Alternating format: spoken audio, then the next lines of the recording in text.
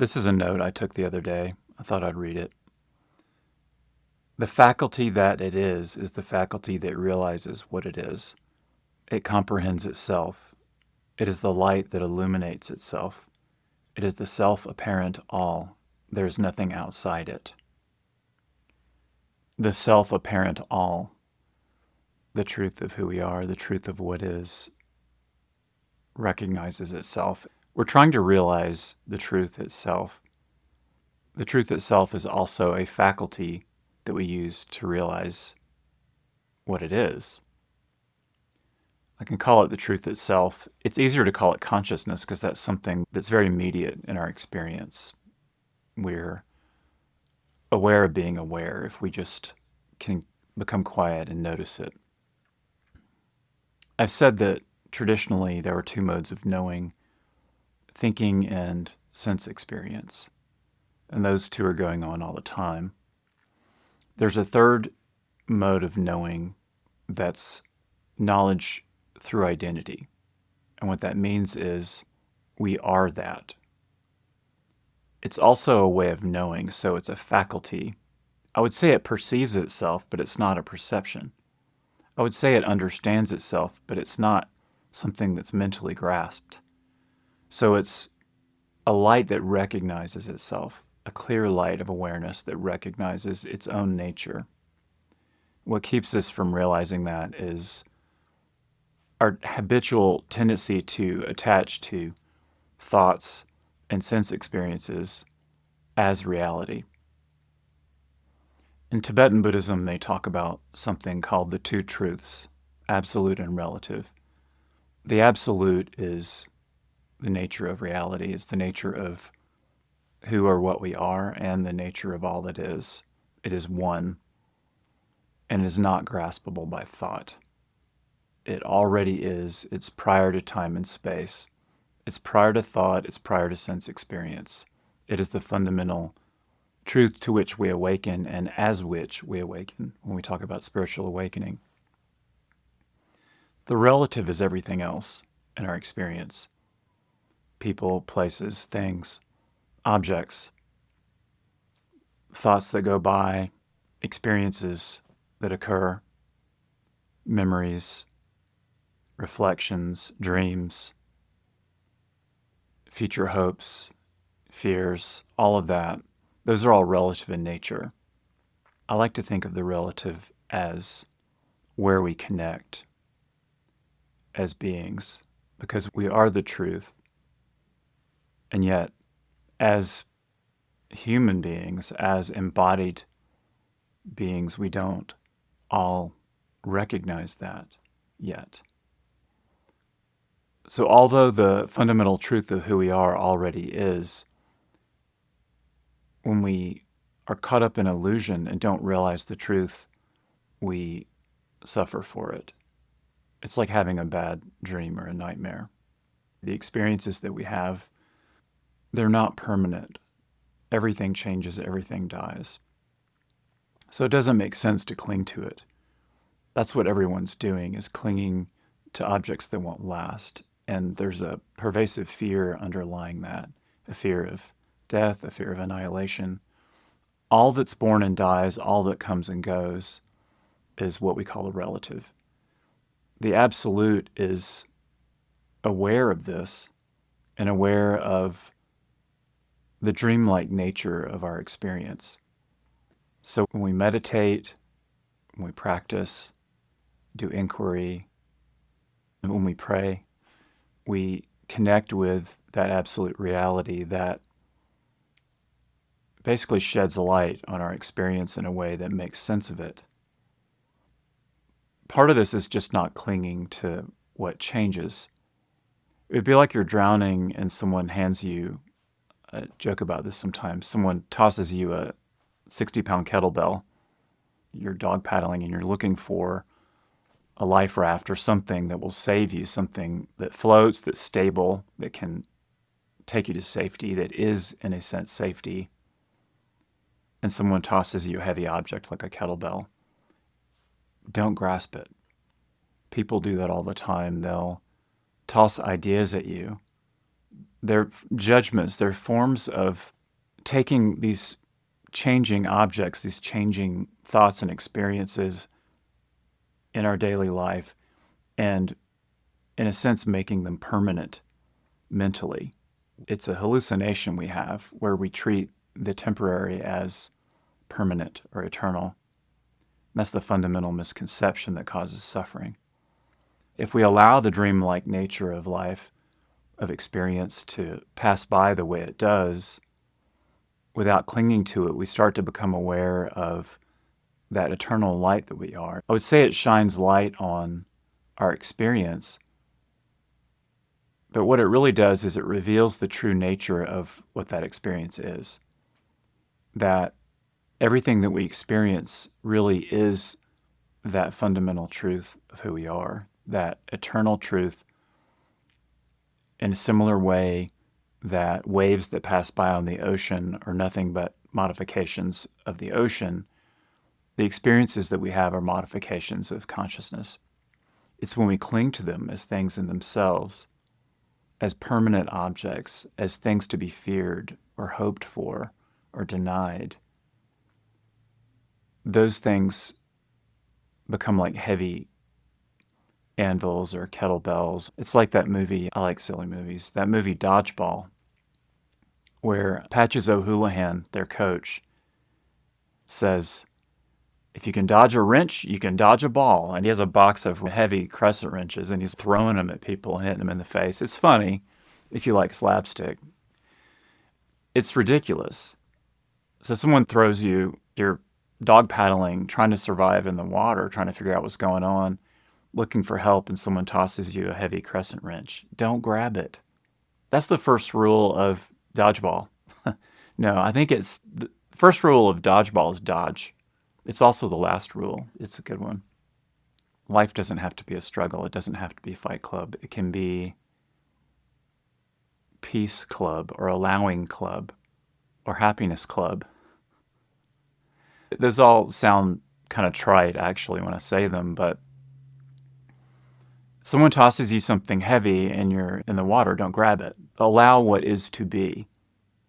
The mind grasps, it judges. This is real. I want this. I don't want that. It's a mental habit.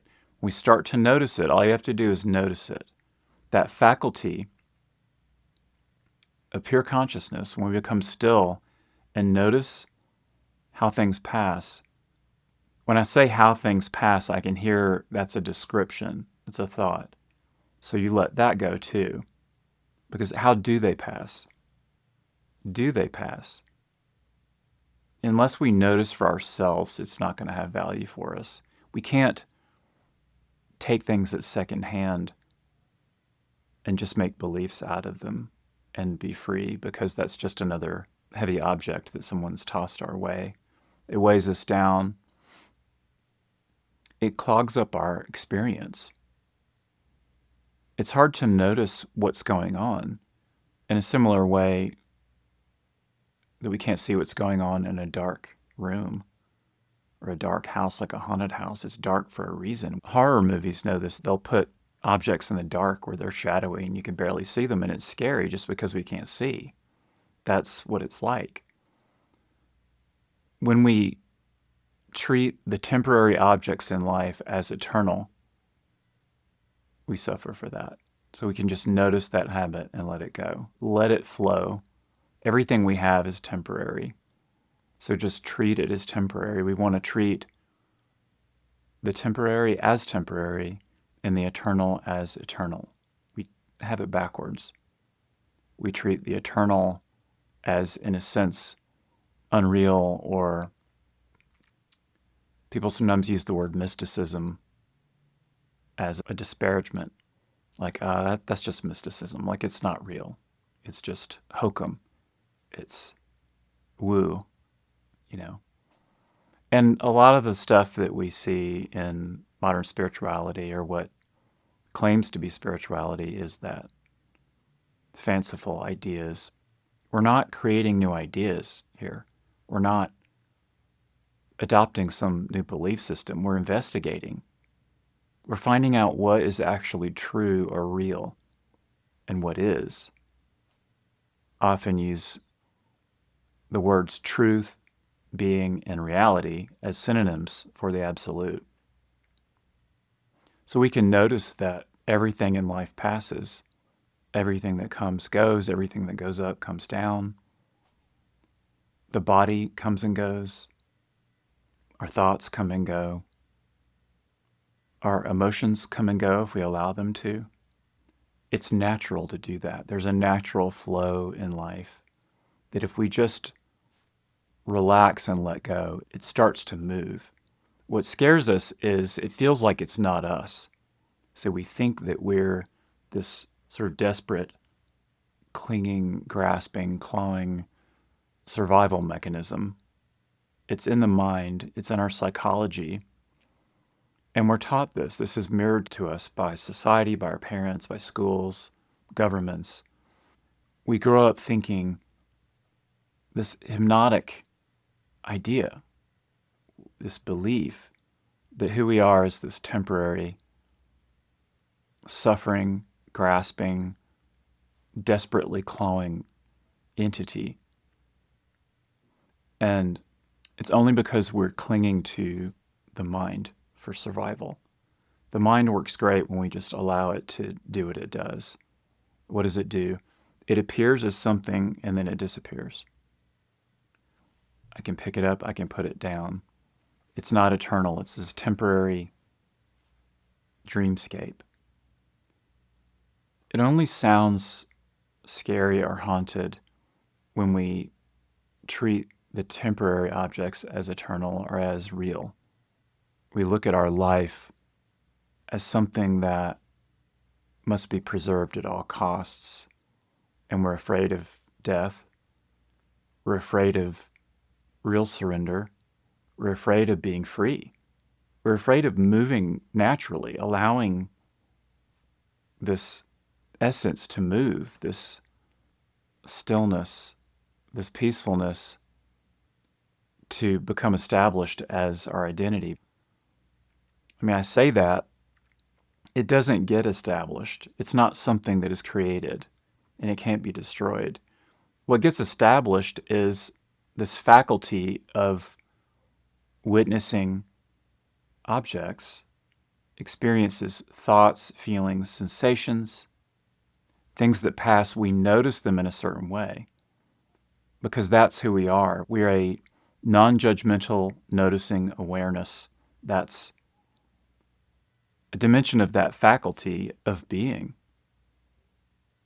It already is. So the thoughts may be useful. The words that I'm saying may be useful, but I'm aware that's not who I am. We tend to look at life as this wall of things. Like, how many things are there? Can we count them? In the Tao Te Ching, it refers to the world as the 10,000 things. That's just a figure that they would use. It just means a lot of stuff, a lot of things to keep track of, a lot of situations, again, memories, fears, hopes, dreams, all of that. What I find is when we are able to relax and let that go and just become still and aware, all of that goes away because it's an aspect of the mind that arises, and when we relax it, it lets go and becomes still again. So when we do that, we start to wake up to who we are. And there's just one thing. It's not an object. It's that primordial stillness, the witness consciousness. It wakes up in us. And it's intelligent in a way that we can't grasp. So the grasping only gets in the way. We just allow that to relax a little bit. It's as if we say, what do I do? What's important? What's the priority? Again, this ego sense, I feel scared, I feel vulnerable, lost. What do I do? There's so much going on around me. It's so confusing. Where do I start? Those are all important questions. It's just when we allow the mind to relax and start to wake up to our true nature, it's restoring and peaceful and happy. And the thing that we need is just obvious. It just arises. What is it now? I'm speaking. Later it'll be, I don't know what it's going to be. I don't have to plan it. If I'm hungry, I'll eat. If I'm tired, I'll sleep. How can I trust that? That's the mind. It doesn't trust. We relax that, let it go. It knows what to do because it is that. So that light shows us, and all of that complexity, all of that confusion that we get lost in becomes one thing. It's just this.